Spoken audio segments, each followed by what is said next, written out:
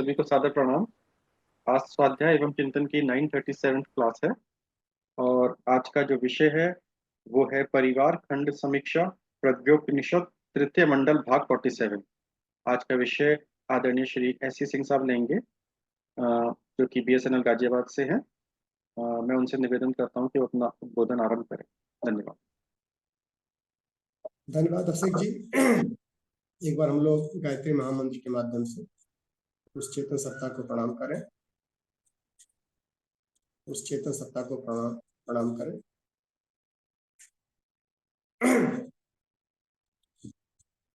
ओम भूर्भुवः स्वः तत्सवितुर्वरेण्यं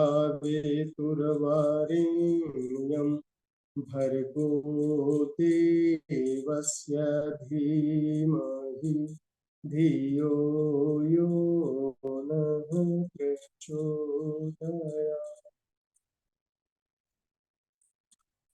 इस कक्षा में उपस्थित सभी स्नेही स्वजनों साथियों को नमन बंधु। एक सेकंड, थोड़ा सा इस सेटिंग में हमको लग रहा है कि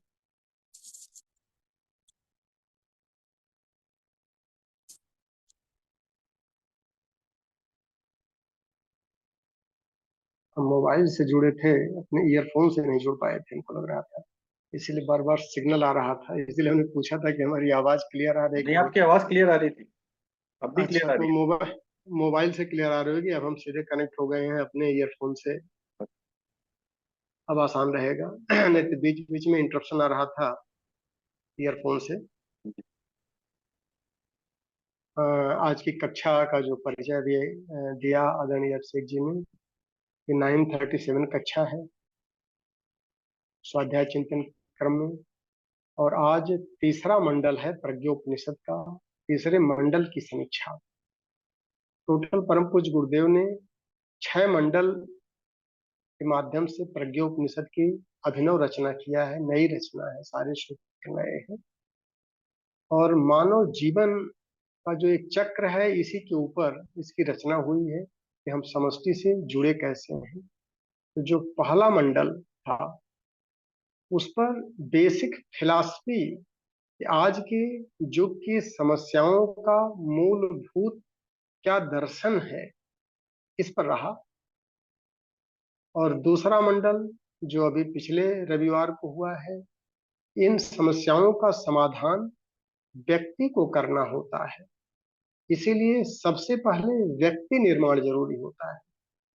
तो उसमें महामानव खंड था कि एक नर पिशाच मनुष्य के रूप में पशुवत व्यवहार करने वाला नर पशु, नर मानव, महामानव, देव मानव और अवतारी सत्ता कैसे बनता है, क्या सूत्र है उसके। और जब तक हम व्यक्ति का निर्माण नहीं कर पाते हैं, स्वयं का निर्माण नहीं कर पाते हैं, तब तक हम आगे और कोई गतिविधि नहीं कर पाते। तो दूसरा मंडल हो चुका है और तीसरा मंडल व्यक्ति निर्माण होने के बाद संघीय शक्ति सर्वदा का जो सबसे छोटी इकाई है वो परिवार है। अगर व्यक्ति का निर्माण हो गया तब परिवार का निर्माण। परिवार का निर्माण का मूल सूत्र क्या है, मूल सिद्धांत क्या है, वो आज की कक्षा में है।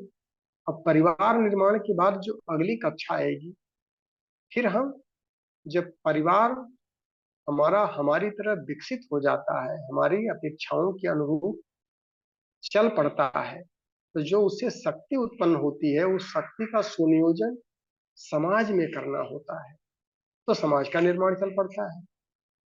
उसके बाद फिर राष्ट्र का निर्माण, और फिर इस पृथ्वी का और समष्टि का निर्माण कैसे हो सकता है। एक एक मंडल में सारे सूत्रों को, सिद्धांतों को दिया गया है, सारी समस्याओं को, जो भी संभावित समस्याएं हो सकती है परिवार में, उसका आज के दर्शन में लिया गया है। और आज के मंडल में टोटल 4 अध्याय हैं, 7 अध्याय हैं। पहला अध्याय परिवार व्यवस्था प्रकरण, दूसरा अध्याय गृहस्थ जीवन प्रकरण, तीसरा अध्याय नारी महात्म्य, चौथा अध्याय शिशु निर्माण है, और 5वां अध्याय वृद्ध जन महात्म्य। और उसके बाद सुसंस्कारिता संवर्धन, और लास्ट और 7वां अध्याय विश्व परिवार व्यवस्था क्या है। इतने बड़े दायरे में परिवार को परिभाषित किया गया है। स्टेप बाय स्टेप हम चलेंगे और एक एक अध्यायों की समीक्षा करते हुए चलेंगे कि परम पूज्य गुरुदेव ने क्या कुछ इंपॉर्टेंट सूत्र दिए हैं जिसके आधार पर एक अच्छा परिवार विकसित किया जा सकता है। पहला लेते हैं परिवार व्यवस्थापन। और सदगृहस्थों के मार्गदर्शन के लिए उस देश काल परिस्थितियों में तमाम पर्वों की व्यवस्था, स्नान पर्वों की व्यवस्था की जाती थी, कुंभ की व्यवस्था की जाती थी, सत्संग और समागम रखे जाते थे, जिसमें उन देश काल परिस्थितियों के अनुरूप जो वरिष्ठ लोग होते थे, जो समाज के मार्गदर्शन का काम करते थे, वो सत्र चलाते थे। और ये 7 दिन का सत्र, महाकुंभ का पर्व लगा हुआ है हरिद्वार में, और महर्षि धौम्य ऋषि जो परिवार व्यवस्था के एक जनक माने जाते हैं, वो सत्र का संचालन कर रहे हैं। उन्होंने इस सत्र को रखा है और इस सत्र में पूरे राष्ट्र से परिवारी जन आए हुए हैं। जो परिवार के मुखिया हैं वो समझने के लिए आए हैं कि हमारी समस्याओं के क्या सूत्र हैं आज की परिस्थितियों में। और इसमें सदगृहस्थों के साथ साथ परिव्राजक भी होते थे, ढेर सारे ऋषि मुनि भी होते थे। वो अपनी समस्याएं रखते थे और उस पर मौलिक चिंतन की अभिव्यक्ति की जाती थी वरिष्ठों के द्वारा। वही सत्र आज चल रहा है जिसमें यह अभिव्यक्ति की गई है कि सारे आश्रमों को, चूंकि हमारी वर्ण आश्रम व्यवस्था थी, 4 वर्ण और 4 आश्रम रखे गए थे, तो आश्रमों का सिरमौर जो है वो गृहस्थ आश्रम को बोला गया है, जिसमें हम परिवार व्यवस्था को लेकर चलते हैं। और इस परिवार व्यवस्था को अगर हम बढ़िया ढंग से मैनेज कर लें, सुसंचालित कर लें, तो इसमें एक तपोवन और एक गुरुकुल के संचालन का पूर्ण फल मिलता है। और सही ढंग से अगर हम परिवार को विकसित कर दें तो हमको भौतिक लाभ के साथ में आत्मिक उत्कर्ष भी होता है। दोनों लाभ मिलते हैं और यही 2 लाभ मनुष्य को चाहिए कि संसार उसका स्वर्ग बन के रहे और परलोक भी सुदृढ़ हो जाए, उसके मनो अनुरूप हो जाए।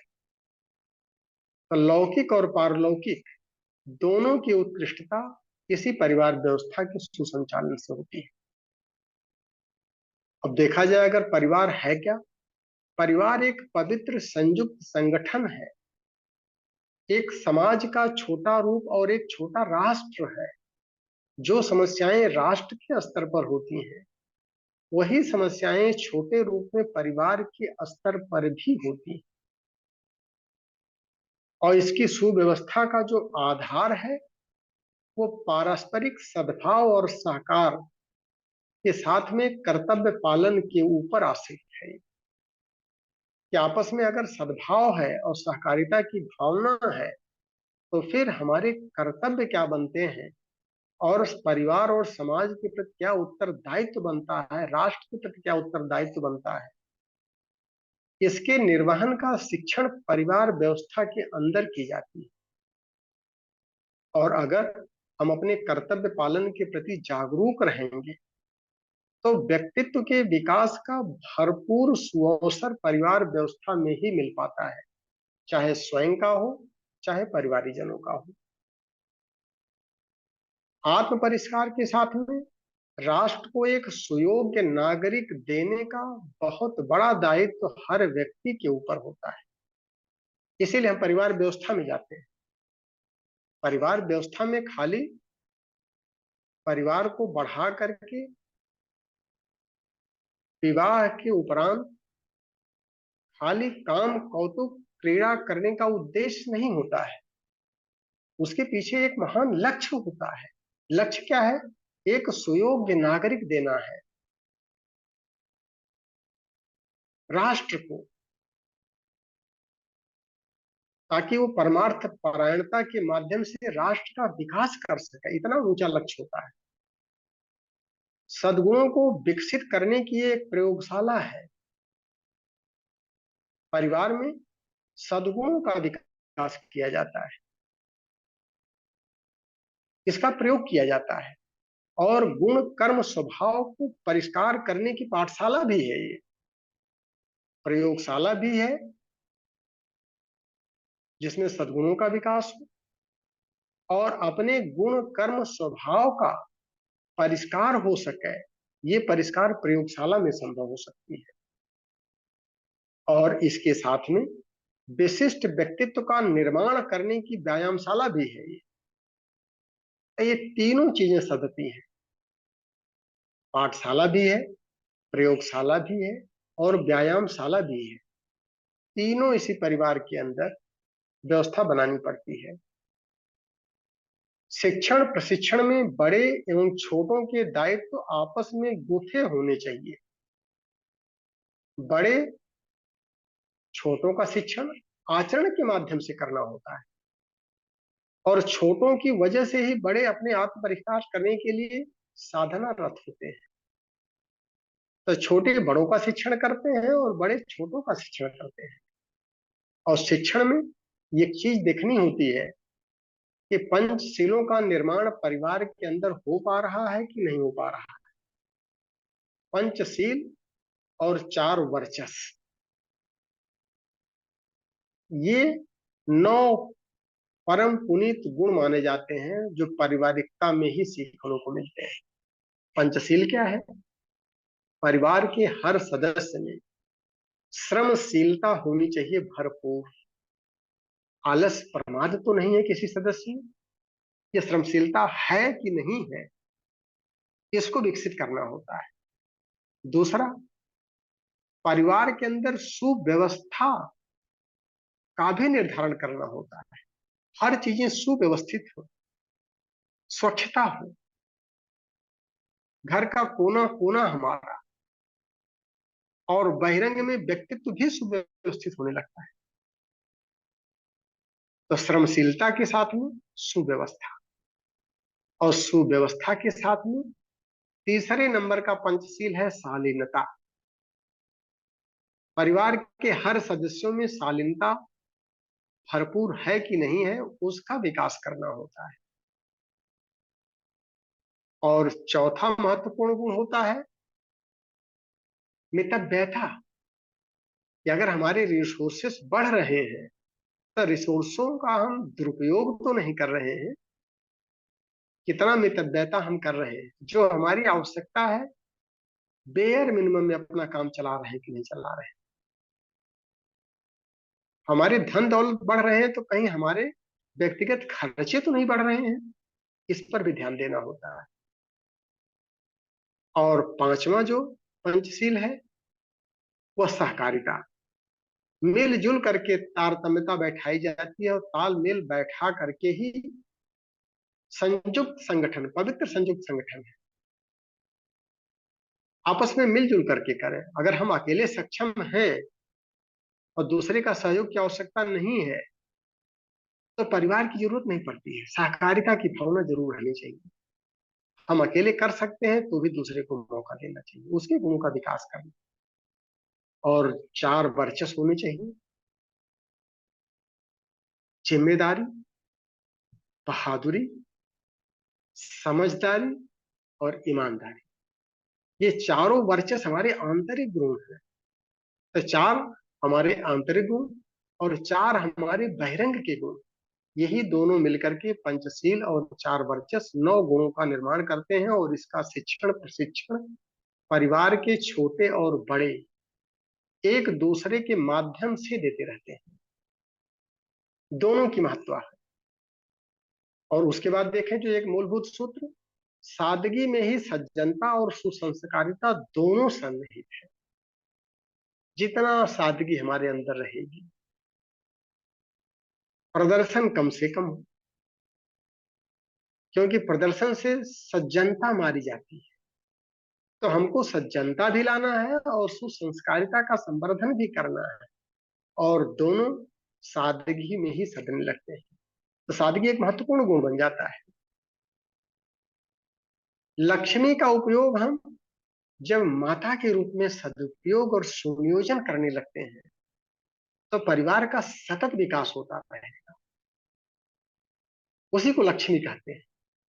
और अगर उसी धन दौलत का भोग करने लगेंगे,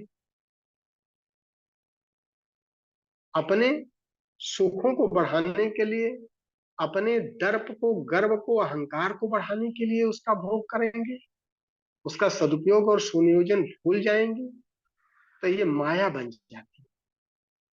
फिर माया सतत विकासशील नहीं होती, ट्रंकेटेड हो जाती है। फिर कुछ समय के बाद हमारी प्रवृत्तियां पतन की तरफ चलने लगती हैं। इसको भी हमको देखना होता है कि धन की बचत हमको करना होता है विकास के लिए और कुसमय के लिए, दोनों के लिए। क्योंकि भविष्य मेरा अंधेरे में है। भविष्य में किस तरह की परिस्थितियां बनेंगी, उसके निमित्त भी हम बचत करें, ताकि हमारा विकास, सुख और शांति प्रभावित न हो परिस्थितियों से। क्योंकि परिस्थितियों के हम निर्माता होते हैं, नियंत्रणकर्ता भी होते हैं और स्वामी भी होते हैं, दास नहीं। लेकिन अगर हम बचत नहीं करेंगे तो दास बन जाएंगे। तो हमको उत्थान प्रयोजन भी करना है भविष्य में। उसके लिए आय व्यय का हिसाब किताब रखें और सादगी बना के रखें। और प्रज्ञा युग में समाज का अभिनव निर्माण जो है पारिवारिकता के आधार पर ही संभव है। और चूंकि ये सुनिश्चित है, प्रज्ञा युग, अगर इन सिद्धांतों को हम परिवार में अपनाएंगे तो हम प्रज्ञा युग का निर्माण व्यक्तिगत और परिवार के स्तर पर करते जाएंगे और उसके फल से लाभान्वित होते जाएंगे। तो ये पहला रहा, परिवार व्यवस्था क्या होनी चाहिए परम पूज्य गुरुदेव के विचारों के अनुरूप। और दूसरा फिर आते हैं, दूसरे दिन का जो सत्र आता है, महर्षि धौम गृहस्थ जीवन प्रकरण के बारे में बताते हैं। गृहस्थ जीवन है क्या, गृहस्थ जीवन में क्या चुनौतियां होती है। तो गृहस्थ जीवन में लोभ मोह अहंकार के भाव बंधन के अवसर बहुत होते हैं। और यहीं पर जो दुर्बल मनोभूमि के लोग होते हैं, जिनका मस्तिष्क उनके नियंत्रण में नहीं होता है, जबकि वो मस्तिष्क के नियंत्रण में चलने लगते हैं, तो वो प्रचलन प्रवाह में बहने लगते हैं और भ्रम और अज्ञानता के वशीभूत होकर के पतन पराभव में गिरने लगते हैं। फिर उत्कर्ष नहीं हो पाता है उनका।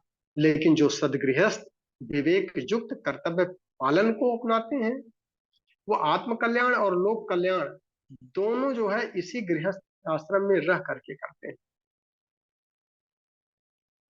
तो करना क्या होता है कि जो लोभ मोह और अहंकार का भाव बंधन है, उसको टैक्टफुली हैंडल करना होता है गृहस्थ आश्रम में। और इसके सुअवसर हर जगह है, लेकिन गृहस्थ आश्रम में ज्यादा है। और अगर हम लोभ मोह अहंकार के त्रिविध भाव बंधनों को विवेक युक्त ढंग से हैंडल कर लिए,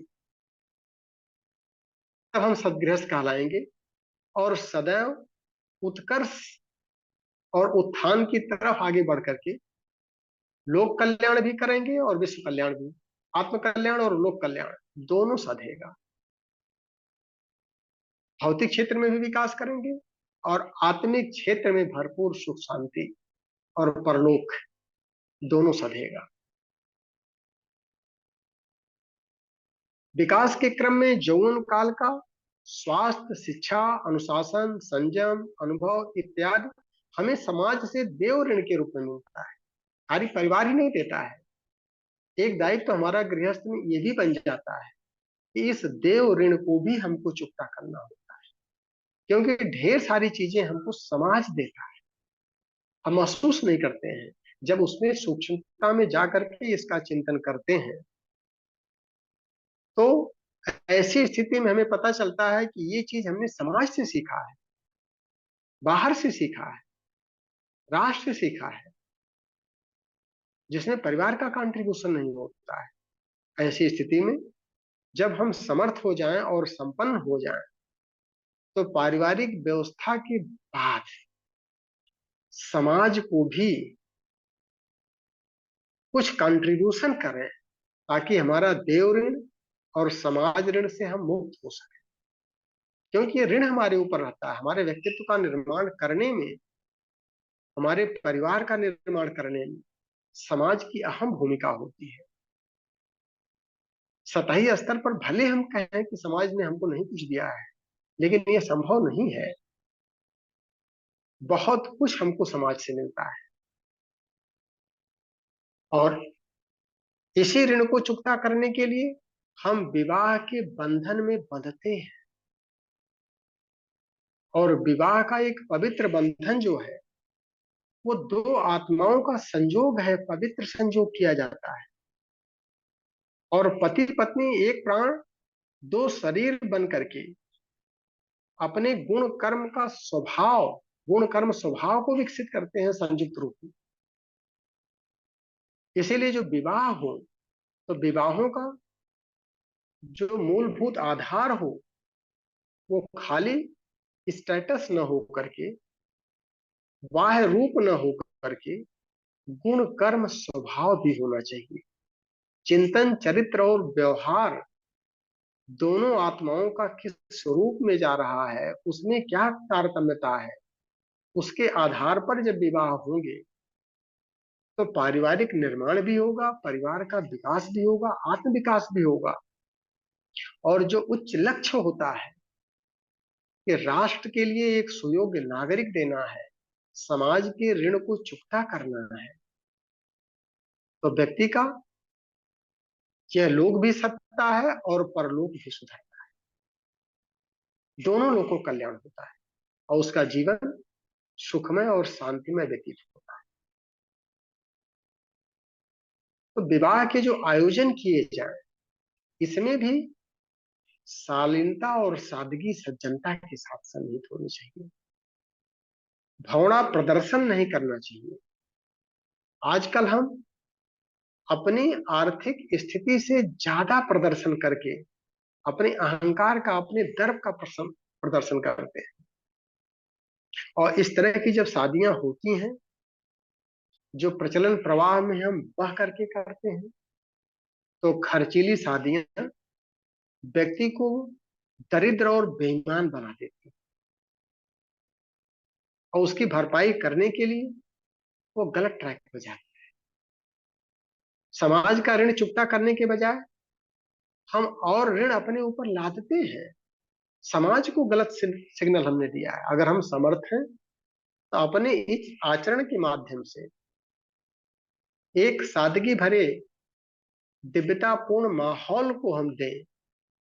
क्योंकि एक विशिष्ट काम, विशिष्ट लक्ष्य की उपलब्धि के लिए हम विवाह का आयोजन कर रहे हैं, दो पवित्र आत्माओं के मिलन का आयोजन कर रहे हैं।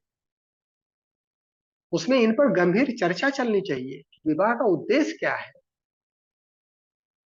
क्या सिर्फ काम कौतुक क्रीड़ा के उद्देश्य किया जा रहा है, या भौरा प्रदर्शन करने के लिए, अपने अहंकार का प्रदर्शन करने के लिए हम कर रहे हैं कि हम इतना सब कुछ कर सकते हैं, इतने शक्तिशाली, इतने सामर्थ्य हैं, और अगले क्षण हम पतन पराभव में जाते हैं तो पूरी दुनिया लुट जाती है हमारी। इसीलिए हम विवेकशील सदगृहस्थ का परिचय दें। और अगर हमारी परिवार व्यवस्था सुदृढ़ है, तो शालीनता भरा हम समाज को एक शिक्षण दें विवाहों के माध्यम से। विवाहों में भी जो उपजातियां हैं, उनके बंधन अब समाप्त होने चाहिए। क्योंकि गुण कर्म स्वभाव के आधार पर ही पति पत्नी के जोड़े बनाए जाने चाहिए, ताकि उनका समुचित विकास हो सके, उनके जीवन में समग्रता में सुख शांति आ सके। उसके आधार पर जोड़ियों का निर्धारण किया जाए। और संयुक्त परिवार अगर हम लेके चल रहे हैं, यही हमारे देव संस्कृति का आधारभूत ढांचा है। कि संयुक्त परिवार के इतने लाभ हैं, इतने लाभ हैं, इतना तीव्रतम विकास होता है जिसकी कल्पना हम नहीं कर सकते। सहूलियत ही सहूलियत है, बशर्ते उसके सिद्धांत अपनाए जाने चाहिए। और संयुक्त परिवार की परंपरा जो है सर्वश्रेष्ठ है, बशर्ते कर्तव्य और उत्तरदायित्व की आचार संहिता बने और उसके अनुरूप उसके अनुशासनों को अपनाया जाए परिवार के हर सदस्य के द्वारा। सबकी एक मौलिक आवश्यकता है, उसकी पूर्ति करना ये परिवार का दायित्व है। लेकिन परिवार के प्रति सबके अपने कर्तव्य और उत्तरदायित्व, उसको भी सुनिश्चित किया जाना चाहिए परिवार के हर सदस्य के द्वारा।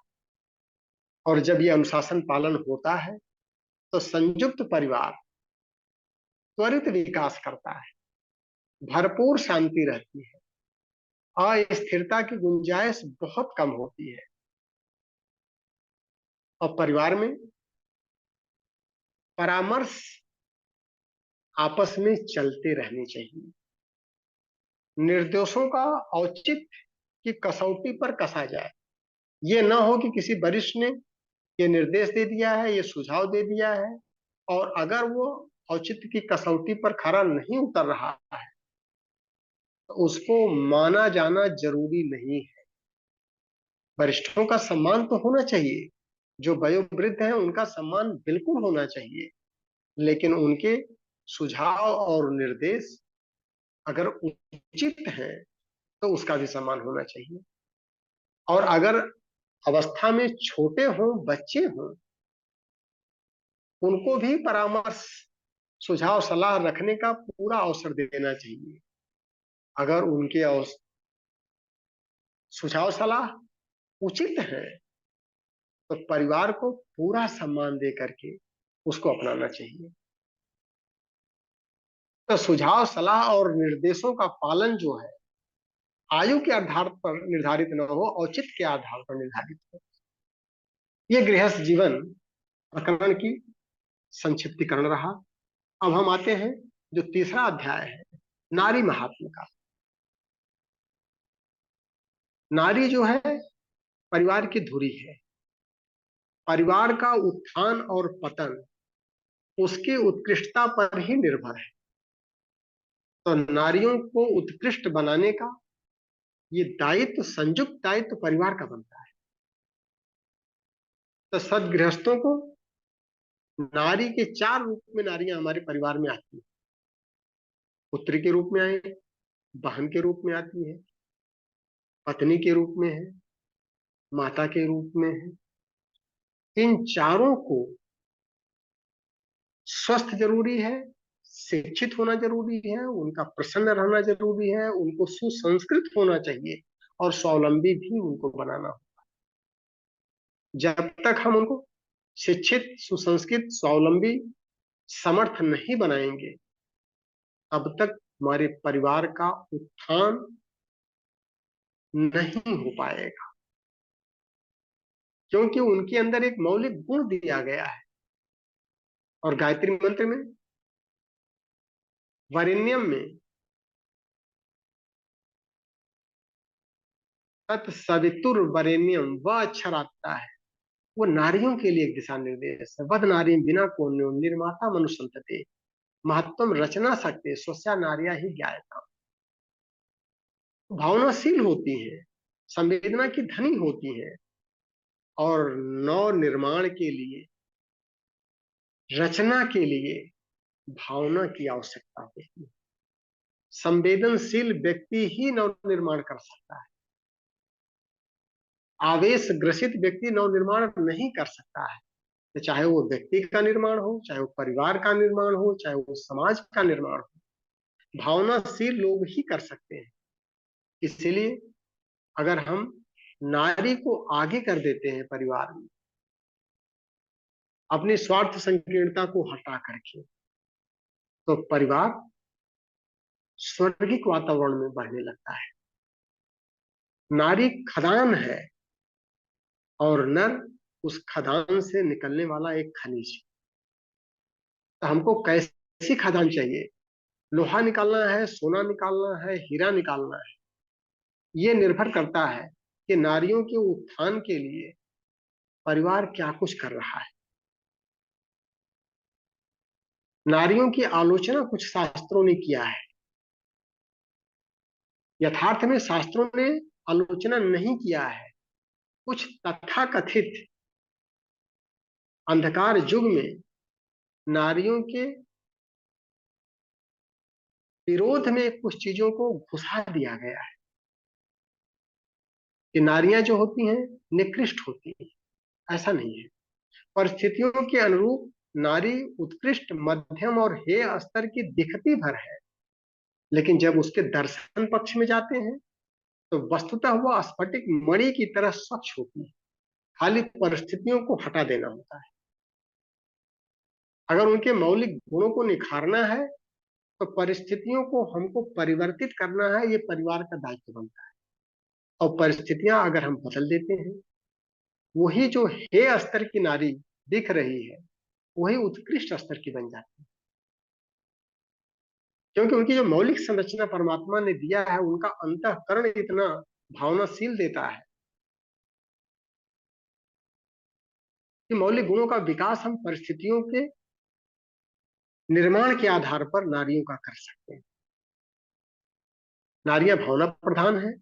उसमें स्नेह सौजन्य की प्रकृति प्रदत्त बहुलता होती है।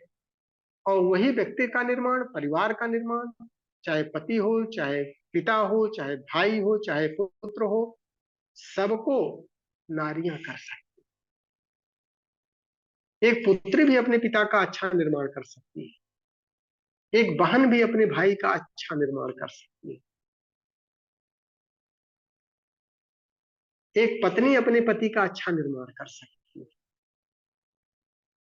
और इन विभिन्न सद्गुणों को विकसित करना, यही तो गृहस्थ का परम धर्म है। एक ही व्यक्ति के अंदर अच्छा पुत्र, अच्छा भाई, अच्छा पिता, अच्छा पति बनने का गुण अगर विकसित होता है तो हम कहते हैं एक अच्छा इंसान बन गया परिवार में। और ये काम, बृहत्तर दायित्व नारियों के ऊपर होता है।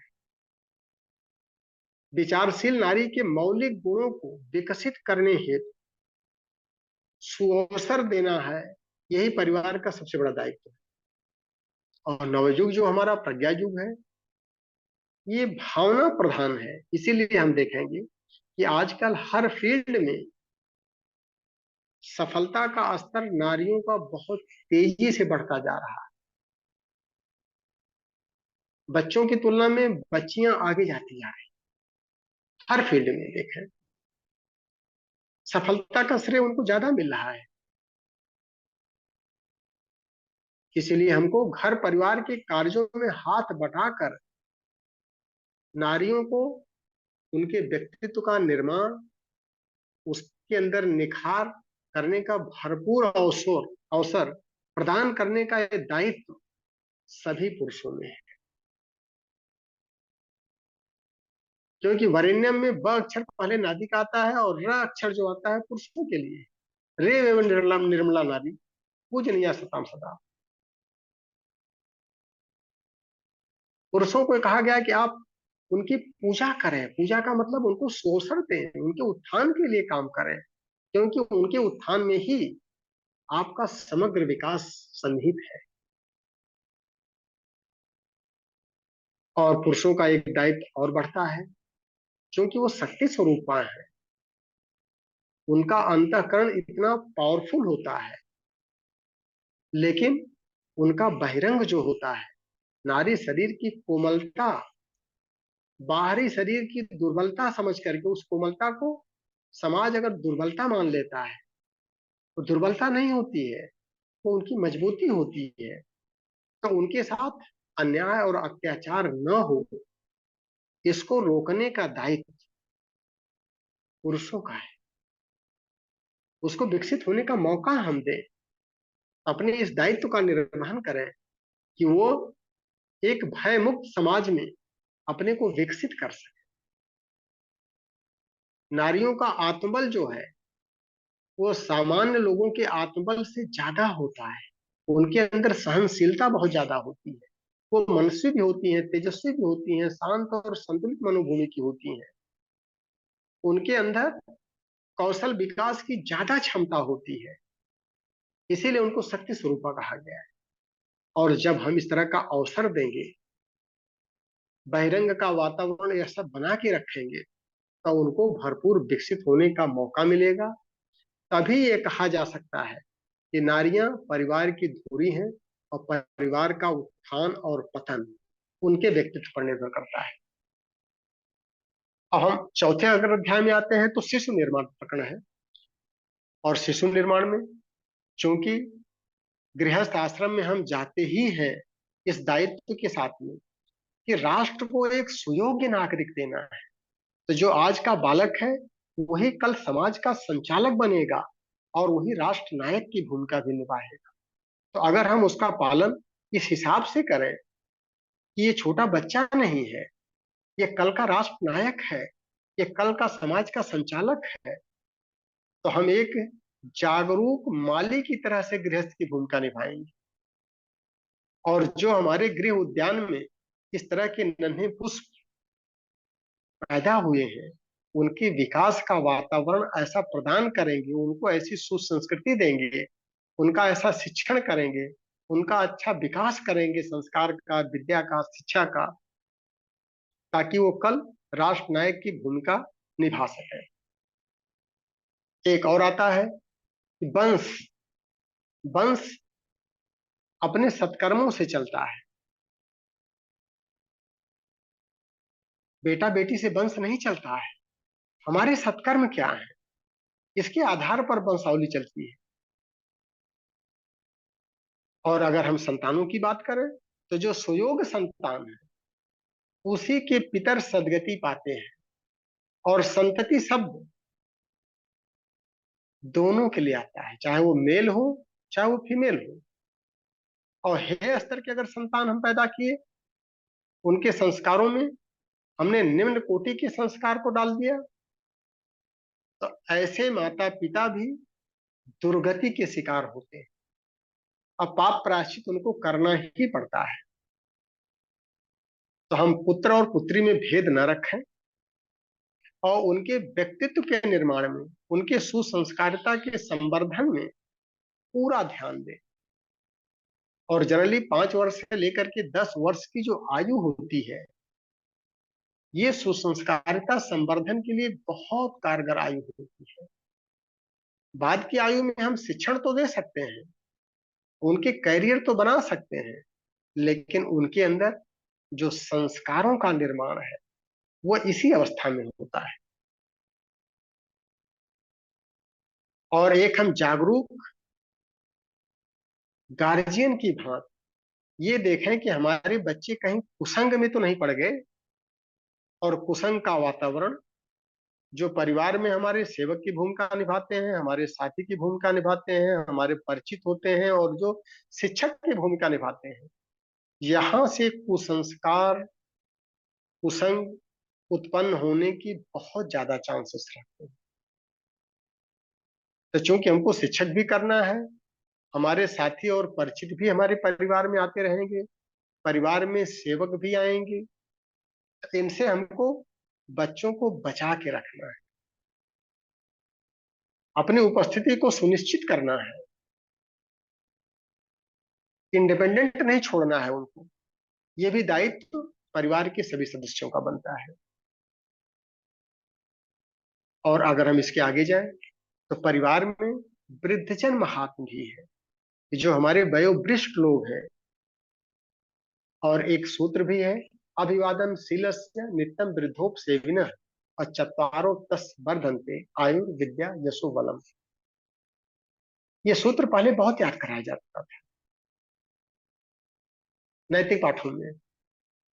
आयु, विद्या, जस और बल की वृद्धि, अगर हम वरिष्ठों का सम्मान करते हैं, उनकी सेवा करते हैं, तो उनको सम्मान का और उनकी सेवा का पूरा अधिकार है और ये परिवार के हर सदस्य का दायित्व भी बनता है। उनकी शारीरिक क्षमता तो घटती जरूर है वयोवृद्ध होने पर, लेकिन मानसिक परिपक्वता बढ़ती रहती है, मानसिक संतुलन उनका बढ़ता रहता है। वो अनुभव जन्य जीवन जी रहते हैं। उनके अनुभवों का लाभ परिवार को अपने विकास के लिए लेना चाहिए। और देव संस्कृति की जो 4 आश्रम की परंपरा रही है, 2 पूर्वार्ध के ब्रह्मचर्य और गृहस्थ, और 2 उत्तरार्ध के वानप्रस्थ और संन्यास, अगर हम इसको लेके चले तो जो पूर्वार्ध हमारा है वो हमारा लौकिक विकास के लिए है, भौतिक विकास के लिए है।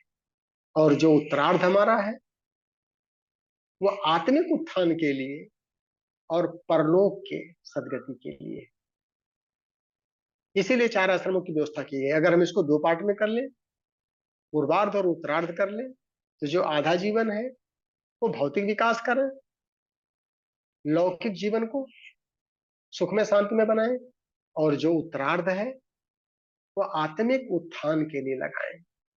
परलोक का निर्माण भी हमको करना है, परलोक को भी सदगति सुनिश्चित करनी है, उसके लिए इसी जीवन को आधार बनाना है। तो जो वरिष्ठ हैं वो अपने सम्मान को भी सुनिश्चित करें कि वो सम्मान कैसे पाएंगे। अगर इन आश्रम व्यवस्था को, जो देव संस्कृति की हमारी एक परंपरा रही है, अगर हम इसको लेकर के चलेंगे तो हम सम्मान के अधिकारी भी रहेंगे। यद्यप सूत्र है कि परिवार के सभी सदस्य वरिष्ठों का सम्मान करें, लेकिन वरिष्ठ अगर लोभ मोह और अहंकार में पड़ा हुआ है, अपने अधिकारों में उलझा हुआ है, कर्तव्य पालन को भूल गया है, तब उसको न समाज सम्मान करता है और न परिवार का। तो हमको अपना आत्मिक विकास भी करना है। तो हम पूर्वार्ध को इस ढंग से मैनेज करें, इस ढंग से सुनियोजित करें कि आधा समय में हम परिवार को पूरा विकसित कर लें, ताकि आधा समय जो बच रहा है उत्तरार्ध का वो समाज और राष्ट्र के लिए हम दें। एक सीमित दायरे में अपने को न बांधे कि नहीं ये 2-3 लोग ही, 4 लोग ही हमारे परिवार के सदस्य हैं। उनका परिवार तो विस्तृत हो जाता है, उनको आत्मनिर्माण करना होता है। और यही हमारी देव संस्कृति की परंपरा रही है। गृहस्थ निवृत्ति और वानप्रस्थ में प्रवृत्ति के मध्यांतर जो परिवर्तन होता है, इसका ट्रेनिंग लेना चाहिए वरिष्ठों को। इसी के लिए आरण्यक बनाए गए थे, आश्रम बनाए गए थे, तीर्थस्थल बनाए गए थे कि गृहस्थ जीवन तक उनकी जो भूमिका थी वो प्रयास करें कि अधिकांश उत्तरदायित्वों से वो मुक्त हो जाएं, और अगर उनकी संतति स्वावलंबी हो गई है तो वो परिव्राजक की भूमिका में समाज का उत्थान करने लगे, अपना अधिक से अधिक अनुदान, समयदान, श्रमदान, अनुभव समाज कल्याण के लिए करें, और परिवार को जहां आवश्यकता हो वहां मार्गदर्शन की भूमिका देते रहे। तभी उनका सम्मान सुनिश्चित हो पाएगा। और जो तीर्थ यात्रा पहले प्रज्ञा के रूप में की जाती थी, उसका यही स्वरूप था। और हम लोग महामृत्युंजय मंत्र पढ़ते हैं, महामृत्युंजय मंत्र इसी साधना पर आधारित है, प्रज्ञा के साधना पर। त्र्यंबकम यजामहे सुगंधिम पुष्टिवर्धनम उर्वारुकमिव बंधना मृत्योर मोक्षी मामिता। जब फल पक जाता है तो पका फल स्वतः अपनी डाली को छोड़ करके परमार्थ परायणता के लिए, दूसरों के उपभोग के लिए स्वतः चला जाता है। उर्वारुकमिव, पके खरबूजे की तरह से हम स्वयं डाली को छोड़ दें, उससे चिपके न रहे कि नहीं हमारा परिवार। तो इसीलिए देव संस्कृति जहां हम उसके अनुशासनों को नहीं पालन करते हैं, वहां पर लड़खड़ा जाते हैं। और आज अधिकांश समस्याएं, वरिष्ठों का सम्मान जब नहीं हो पा रहा है तो वृद्धाश्रम में जाना पड़ता है उनको। अपने अधिकारों को समेटते नहीं है वो, कर्तव्यों को नहीं बढ़ाएंगे। और जब तक हम अधिकारों को समेटते रहेंगे, नई पीढ़ी को अधिकार दें, नई पीढ़ी को अपने ढंग से जीने का उनको शोषण मिलना चाहिए।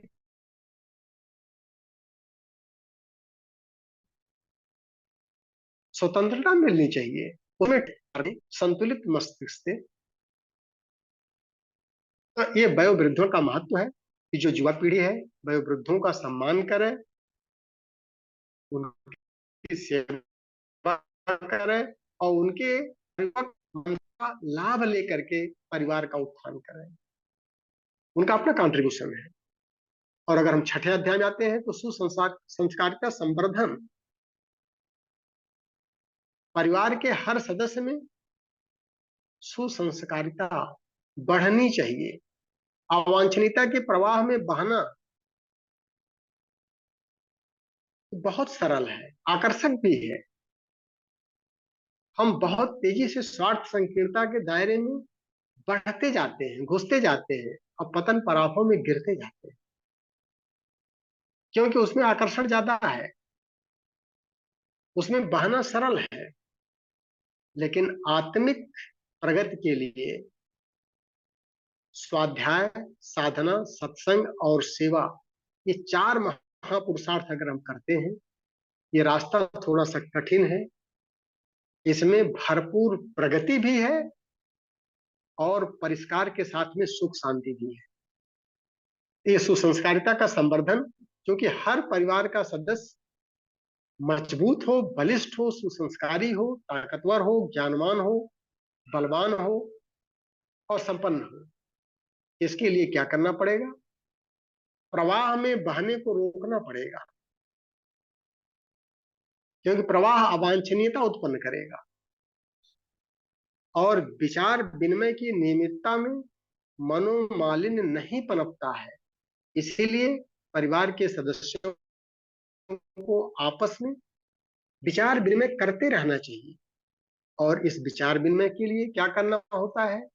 आस्तिकता का भी वातावरण घर के अंदर बनाना होता है। तो घर में दो चीजें बहुत आवश्यक होती हैं आस्तिकता के लिए। एक उपासना कक्ष होना चाहिए और ज्ञान वर्धन के लिए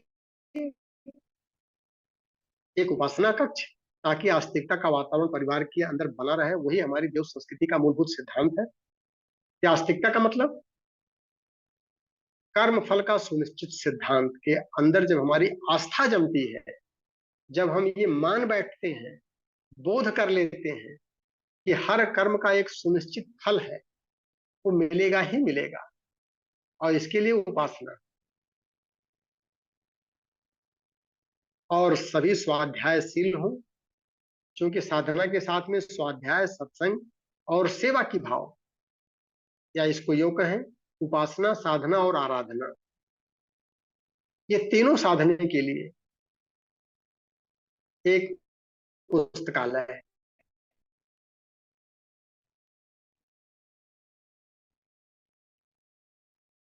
और पुस्तक में रुचि के अनुरूप उसमें संग्रह साहित्यों का होना चाहिए। सब साहित्य ऐसे हों कि जो बच्चों का भी निर्माण करें, वरिष्ठों का भी उत्थान करें, और जो युवा पीढ़ी है उनकी भी समस्याओं को एड्रेस करें। बच्चों की क्या कल्पना होती है? बच्चे कल्पनाशील होते हैं। कल्पना की उड़ान उनकी जितनी अच्छी रहती है, उनका व्यक्तित्व उतना अच्छा विकसित होता जाता है। इसीलिए जो बच्चे होते हैं वो परियों की कहानी, जो कथा कौतुक कहानियां हैं, रंग बिरंगी दुनिया है, सपनों की कहानी, इसको ज्यादा पसंद करते हैं। स्पाइडरमैन को ज्यादा पसंद करेंगे, क्योंकि उनको उड़ान भरनी होती है। पूरा जीवन उनको उड़ने के लिए बनाया जाता है, तो उनके जीवन का निर्माण हो सके, उनके करियर उनकी कल्पना के अनुरूप बन सके, इस तरह के साहित्यों का भी जो गृहस्थ पुस्तकालय है उसके अंदर घरेलू पुस्तक होना चाहिए। उसको विकास करना है, आग से खेलना है, उसके सामने सामने तमाम चुनौतियां हैं, तो प्रेरणादायक साहित्य भी होनी चाहिए कि इतनी सारी चुनौतियों का सामना करते हुए ढेर सारे महापुरुष कैसे विकास किए, हर फील्ड में विकास किए, भौतिकता की पराकाष्ठा पर कैसे बढ़ा जाए उसमें भी विकास किए। जो हमारे सामने युवा पीढ़ी के सामने जो चुनौतियां आ रही हैं उनसे कैसे निपटा जाए, इस तरह के साहित्य भी होने चाहिए। और जो वयोवृद्ध हैं उनका परलोक अच्छा हो, इसीलिए कथा, कहानी, ऋषि मुनि, सत्संग, इन सब पर उनके इंटरेस्ट बढ़ जाते हैं। पुण्य क्या है, पाप क्या है, स्वर्ग क्या है, नरक क्या है, मुक्ति क्या है, देवता क्या है, इन सब से संबंधित जो साहित्य हो वो उनके लिए हो। तो हर तरह के साहित्य हमारे घरेलू पुस्तकालय में उपलब्ध हो, उपासना का कक्ष हो, साधना का कक्ष हो, ताकि उसमें हम आत्म परिष्कार कर सकें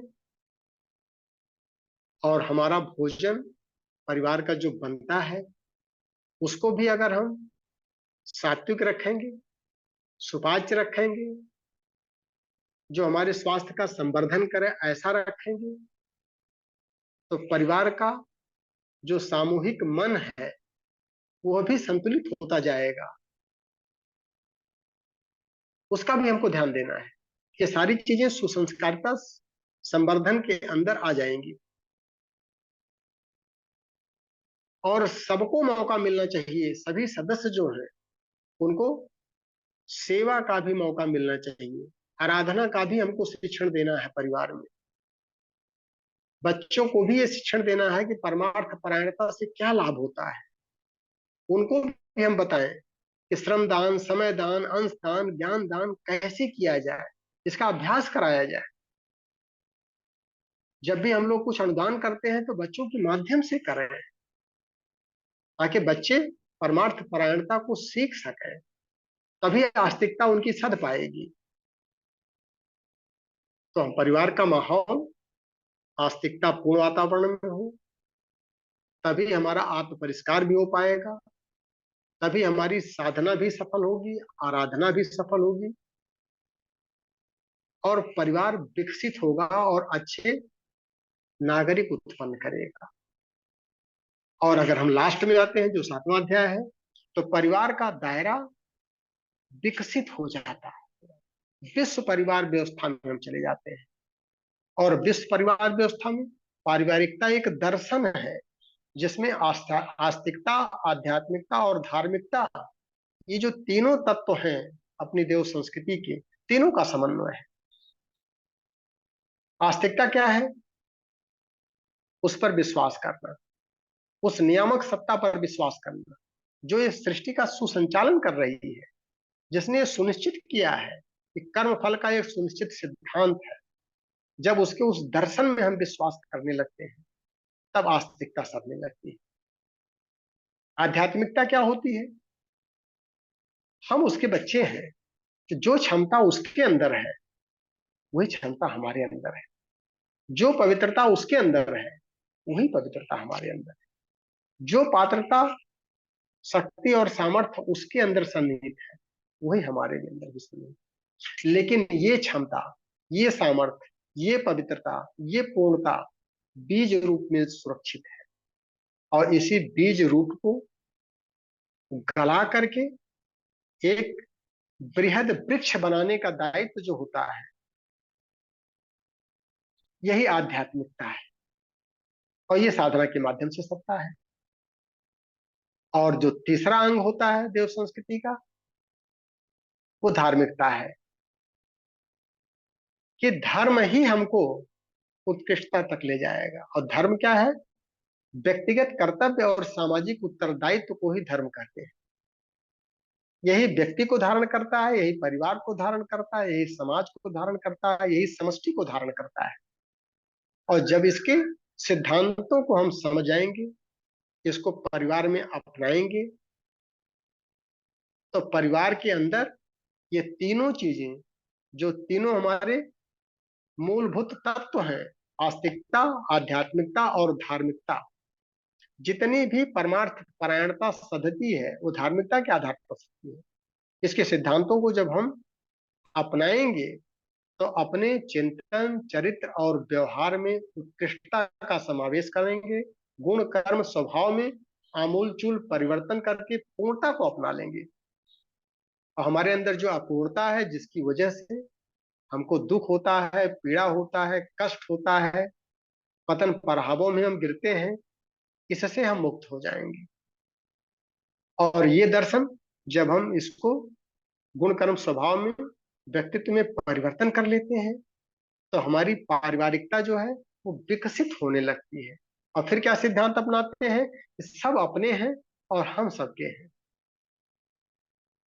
फिर अपना पराया का भेद समाप्त हो जाता है। और दूसरों के दुख को, कष्ट को जब हम अपना दुख और कष्ट समझने लगते हैं, तो यही आत्मभाव ही पारिवारिकता का प्रधान लक्षण है कि हमारे अंदर कितना आत्मभाव उत्पन्न हुआ, कितना प्रगाढ़ हो पाया है, इसका कितना विकास हो पाया है, कितना हमने अपनी परिधि को विकसित किया है, बढ़ाया है। और इसी के आधार पर समाज का और राष्ट्र का निर्माण होता है। और एक स्तर ऐसा आता है, हम सभी एक पिता की संतान हैं।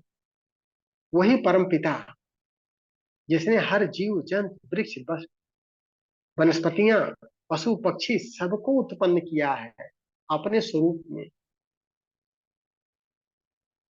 फिर हमारा मौलिक चिंतन किस धरातल पर जाता है,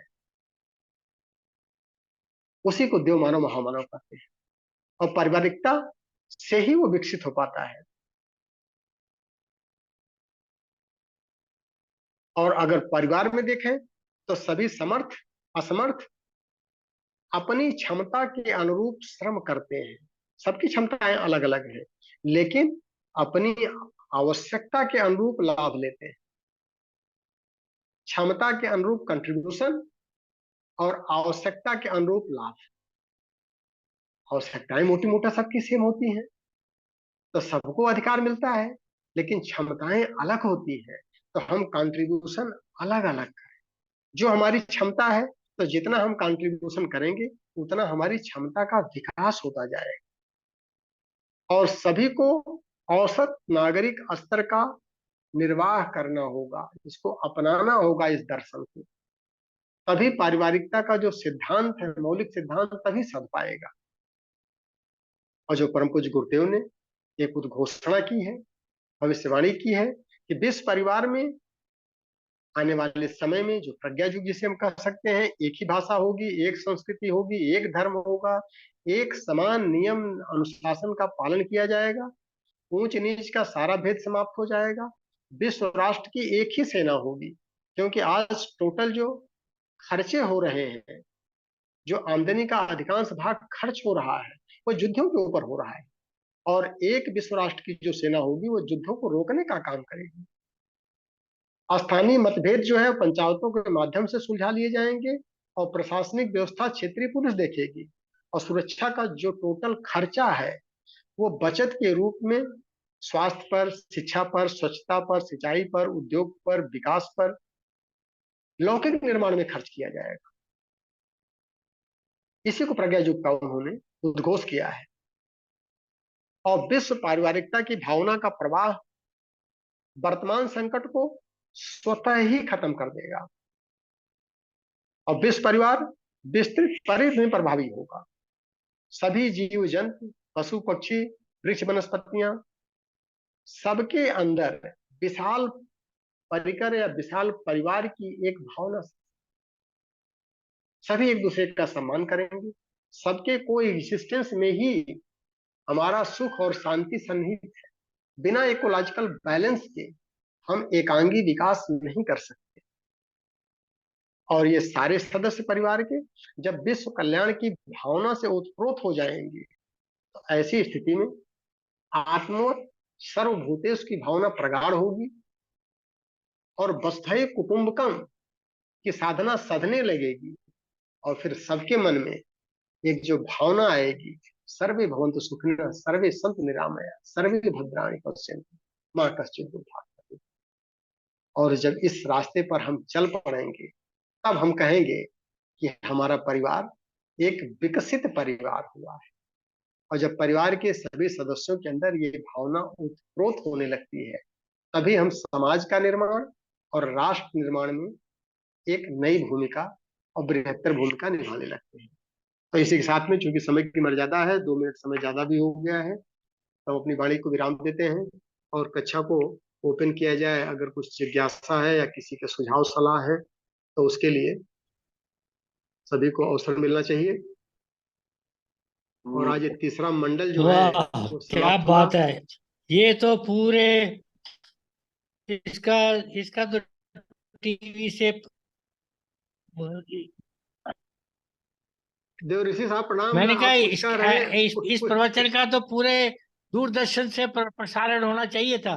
पूरा दूरदर्शन से सर, प्रसारण होना चाहिए था पूरे विश्व में। सर ये प्रवचन नहीं है, ये गुरुदेव का जीवन दर्शन हमने पढ़ा है। खाली गुरुदेव जो जिए नहीं, हैं, मैं नहीं कहने का मतलब प्रवचन ही एक तो प्रवचन ही तो है वो गृहस्थ हर की क्या। हैसियत से। जो जो सदवचन होता है वो प्रवचन ही होता है, वचन है उनका। सर, हाँ। इस प्रवचन में हमारे गुरुदेव का जीवन दर्शन छिपा हुआ है और नहीं वो चाहते हैं हमारे जितने बच्चे हैं। ये मुझे मुझे अपना जीवन दर्शन नजर आ रहा है, मेरे परिवार का।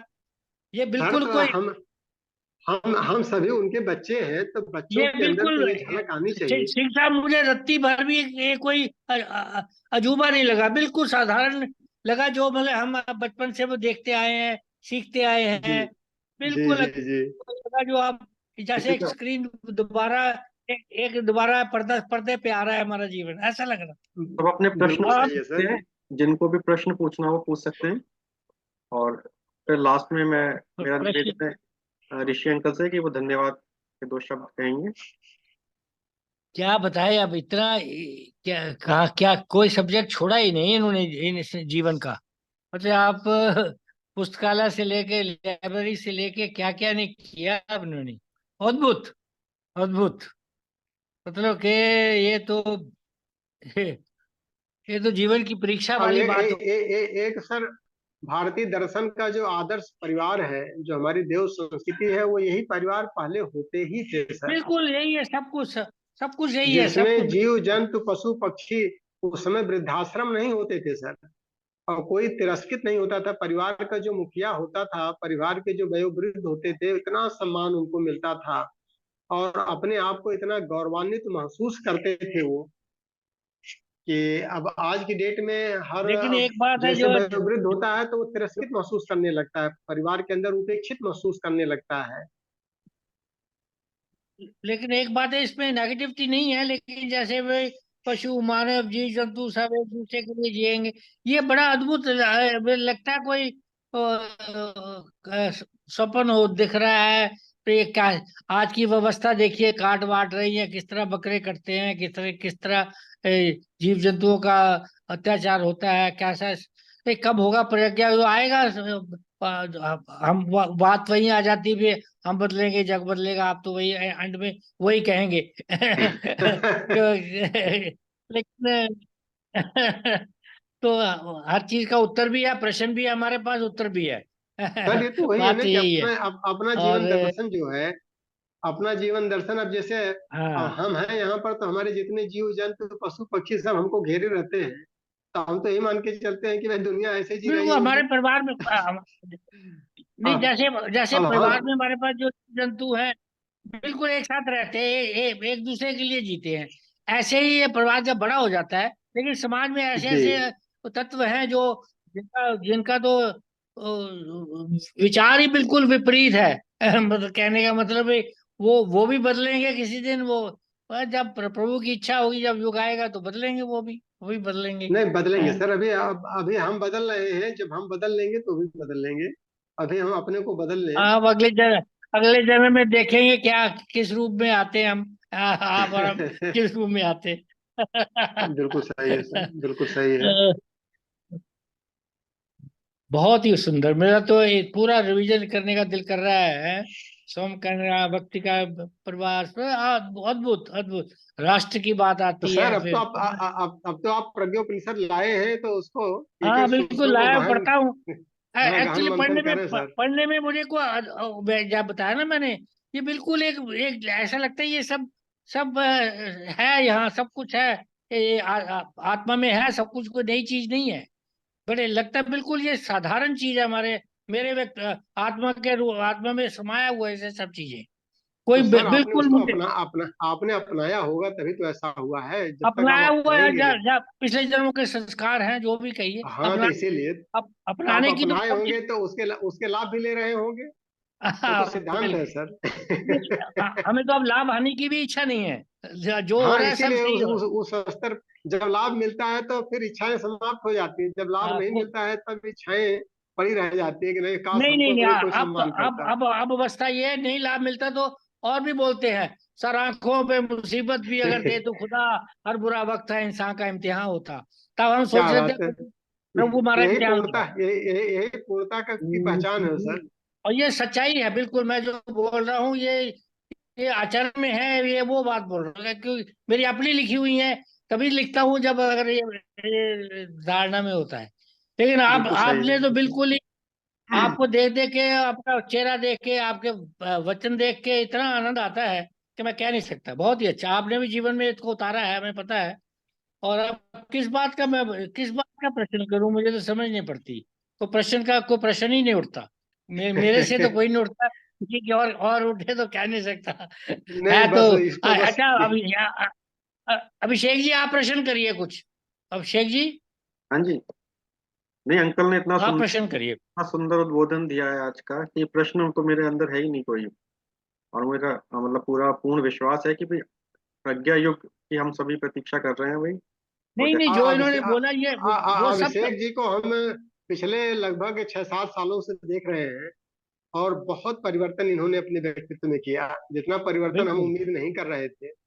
इनको 6-7 साल पहले भी हम याद कर पा रहे हैं, और आज की डेट में भी जब देखते हैं तो ये बहुत परिवर्तन कर रहे हैं। और इसमें एक जो है इनके परिवार के वरिष्ठ सदस्यों की बहुत अच्छी भूमिका है, बहुत इनके दादी बहुत जी की, इनकी माता जी की, पिताजी की, इन सब की भूमिका जो है। और हम समझ रहे हैं, पूरी उम्मीद भी है कि ये अपने बच्चों में भी वही शिक्षण दे रहे हैं, और बच्चों के अनुरूप जो है। अब जैसे इसमें था ना कि बच्चे पिता को सुधार देते हैं और पिता बच्चों को सुधार देते हैं, दोनों हाँ, मिलजुल करके दोनों जब एक आगे दूसरे बढ़ते हैं जी, दोनों एक तो दूसरे को प्रयास तो दोनों एक यही तो रहता है प्रैक- कि हाँ, ने प्रैक्टिकल करने की जरूरत है। खाली जो हमारे सिद्धांत अगर हमको क्लियर हो जाए तो हम अधिक से अधिक उसका प्रैक्टिकल करें। और जब समाज कहने लगे कि नहीं, वो परिवर्तन उन्होंने कर लिया है, तब मानना चाहिए कि हाँ, ये परिवर्तन तुम्हारे अंदर दिख रहा है। क्योंकि देखने वाला तो समाज है, दर्पण समाज ही तो है। अपने को नहीं पता चलता है, लेकिन हमने देखा है इनकी स्थिति जो है नहीं 5-7 साल लेकिन पहले हमने देखा है। क्योंकि हमारा आना जाना बराबर रहता है इनके यहाँ, तो बहुत परिवर्तन है, और हमारी सारी शुभकामनाएं हैं। इनका पूरा भविष्य अभी इनके सामने है। तो इनको अभी तीनों स्तर पर काम करना है, बच्चों के स्तर पर, युवा के स्तर पर, और वृद्धों के स्तर पर भी काम करना है। बहुत बहुत धन्यवाद अंकल। आज के उद्बोधन में सबसे खूबसूरत बात जो मुझे लगी वो जो आपने बताई कि हर चीज में, चाहे वो पेड़ पौधे वृक्ष कोई भी हो, सब में आप ईश्वर के दर्शन करो कि बिल्कुल ठीक हाँ, है। वो बिल्कुल बिल्कुल वो तो है ही, वो बिल्कुल उसी वही की सबसे कृति बढ़िया है, है। वो उसी का ही बनाया हुआ है सब कुछ जिसने हमें बनाया है। तो आप जब उस भाव से सब जगह देखोगे तो आपको फिर नेगेटिव नहीं कुछ एक नजर आएगा। नहीं, अब उसमें अभिषेक जी खाली इतना है कि जैसे मान लीजिए कि जो हमारी परिध है आज के समय में, मान लीजिए एक पिता है तो उसका, जो उसकी पत्नी है, उसके 2 बच्चे हैं, तो वही परिवार बन गया है। उसका सिद्धांत ये है कि भाई हम सब एक पिता की संतान हैं। इसी को जब अभ्यास के माध्यम से हम बढ़ाने लगते हैं, तो एक बड़े पिताजी आ जाते हैं, फिर और बढ़ते हैं तो फिर एक कुटुंब आ जाता है, और बढ़ते हैं तो फिर एक मनुष्य समुदाय आ जाता है, और बढ़ते हैं तो लास्ट में पता चला परम पिता की संतान है। तो फिर अगर बिल्कुल। हमारा विस्तार वहां तक हो जाए, बाउंड्री, कि भाई जब एक ही पिता है, ये दूसरा पिता है ही नहीं, हम सब उसी की संतान है। तो उसी ने वृक्ष वनस्पतियां भी दी हैं, नदी नाले पहाड़ भी दिए हैं, और वही परिवर्तित हुआ है, स्वयं को परिवर्तित किया है। अपने को परिवर्तन करके ही उसने संसार बनाया है, तो संसार तो उसका एक साकार स्वरूप है। और जब हम आंख बंद करते हैं तो वो निराकार स्वरूप में आता है। तो उसका दोनों स्वरूप होता है। इसी को अगुण सगुण न कुछ भेदा तुलसीदास जी ने कहा है। तो लेकिन इस बाउंड्री वाल तक पहुंचने के लिए हमको एक एक स्टेप आगे बढ़ करके अभ्यास करना पड़ेगा। तो पहले हम अपने बच्चे से शुरू करें, अपनी पत्नी से शुरू करें, अपनी माँ से शुरू करें, पहले तो अपने अपने परिवार से पहले तो शुरू अपने करें। से पहले तो आप अपने से शुरू करें ना। पहले तो अपने हाँ, से शुरू। फिर हम पड़ोसी को भी मजबूत करें, ताकि अगर युद्ध हो तो कम से कम बढ़िया युद्ध होना चाहिए ना भाई। और सिंह साहब, अपना अपना। मेरा अपना अनुभव है, अपने आप होते हैं। चाहे मेरे संपर्क में जो भी लोग आते हैं उनका हाँ, उसको परिवर्तन पैसे। मैं देख रहा हूँ। बिल्कुल, जी जी, मतलब होता ऐसा। चला जाता है, हाँ, होता चला जाता है। हमारी भावनाएं अगर उस होता दिशा तो। में प्रवाहित होंगी तो नेचुरली विकास बिल्कुल बिल्कुल। होगा। बिल्कुल बिल्कुल। एक एक बहुत जो इम्पोर्टेंट पॉइंट है, जो मन में जो जो थोड़ा सा खटका है, तो जिसकी समाज में मुझे बहुत ज्यादा कमी है, वो नारी का है। नारी का उत्थान, नारी का योगदान, नारी सर, का एक एक परिवार अगर केयर करना शुरू कर देगा कि अभी तो हाँ, शुरू हुआ है पिछले 10 साल के अंदर, जो बच्चियों के संस्कारों का विकास, शिक्षा का विकास, स्वावलंबन का विकास, ये पिछले 10 साल की ही तो देन है सर। उसके पहले कहाँ होता था? बिल्कुल। पहले पर्दा पर्दा प्रथा इतनी ज्यादा थी कि उनके शिक्षण पर भी बैन लगा हुआ था। दुनिया भर की समस्याएं थी, डर का एक भय का माहौल था। अब वो माहौल से बच्चे धीरे धीरे करके फ्री हो रहे हैं, तो विकास कर रहे हैं, और विकास कर रहे हैं तो रिजल्ट भी आ रहा है। नहीं, वो हो तो तो रहा आएगा, है। परिवर्तन अब होगा। हमारी परिवर्तन 70 साल की हो उम्र रहा, में बहुत हमने तेजी से हो रहा है सर, परिवर्तन हमने बहुत तेजी से नहीं हो रहा नहीं, है। वो तो 70 साल से ही रहा है। हम तो बचपन से देखते हैं, अपने परिवार को भी देखते हैं, फिर महिलाओं को कितना उद्धार होता है, कितना के आगे बढ़ती हैं। उन्हीं परिवार निर्माण तो उन्हीं से हुआ है, उन्हीं से ही होता चौ, है, महिला से ही होता है। चौधरी साहब कुछ कहना चाह रहे हैं, लेकिन वो आप वो मन कह को महसूस रहे हैं कि आप लोग मौका नहीं दे रहे हैं उनको बोलने का। आने नहीं, आइए, चौधरी साहब आइए। इनके मन में कोई दबा। कोई कोई प्रश्न नहीं है, प्रश्न नहीं है, बस प्रणाम कर रहे हैं। और देव ऋषि जी कहते हैं हम कुछ लाभ नहीं चाहते हैं। अरे लाभ तो आपको अपने आप मिल रहा है, जो आनंद होता है ना आपको, वो वही तो है। हमें वो मटेरियल तो लाभ की कोई इच्छा नहीं वाली बात है, बाकी आध्यात्मिक लाभ उसको मिलते कैसे रहते हैं। भूल जाते हैं, उसको कैसे भूल जाते हैं आप, वही तो मिलता असली है। लाभ तो आनंद का है सर। अगर आनंद मिल रहा आनंद है किसी चीज में। तो वो तो है। बिल्कुल वही। और कभी कभी देव देखिए, ऋषि जी लाभ हमें आनंद लाभ दे नहीं देते हैं। हो, वो कभी उसका देव उसका हमें फल है, फल है। आनंद हाँ। दे देते हैं, है ना। बिल्कुल सही है सर। तो फिर से सत्र को समापन की तरफ ले चला जाए सर। हाँ हाँ, बहुत बहुत चलिए। धन्यवाद सिंह साहब आपका। आप बिल्कुल, एक तो आप ऐसे ऐसे वर्षा कर रहे हैं, जैसे बिल्कुल मेघ बरस रहे हैं हम पे। अब हम पूरा पूरा का पूरा रस पी जाएंगे आपका। तो धन्यवाद प्रभु सर, आपका धन्यवाद सर। ऐसे अच्छा, ऐसे स्वास्थ्य स्वास्थ्य रखे, ऐसे ही मंत्र मुग्ध रखे। और आप हमें हमारा हमारी माटी, हमारा सफाई, हमारा आईना साफ करते रहें। बहुत बहुत धन्यवाद आपका। ये तो हमारा सौभाग्य सर। 3 बार ओम के उच्चारण के साथ फिर कक्षा समाप्त करते हैं। ओम।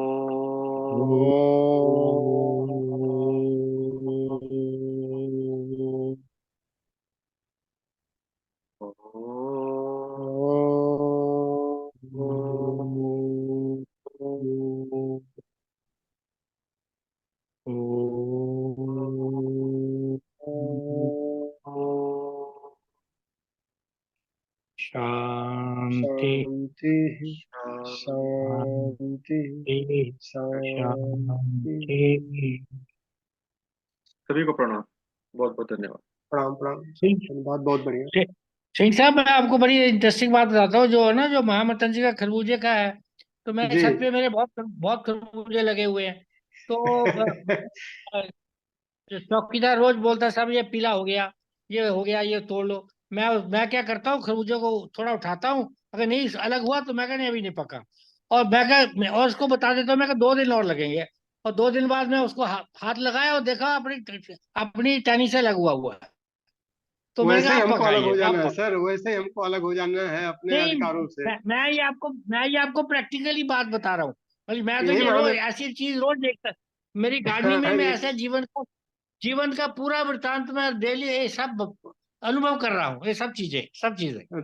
Thank you sir, thank you sir, thank you. ओम शांति।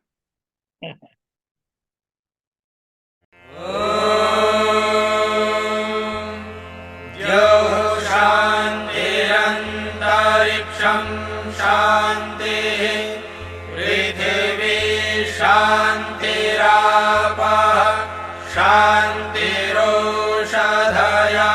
शान्तिः वनस्पतयः शान्तिर्विश्वे देवाः शान्तिर्ब्रह्म शान्तिः सर्वं शान्तिः शान्तिरेव शान्तिः सा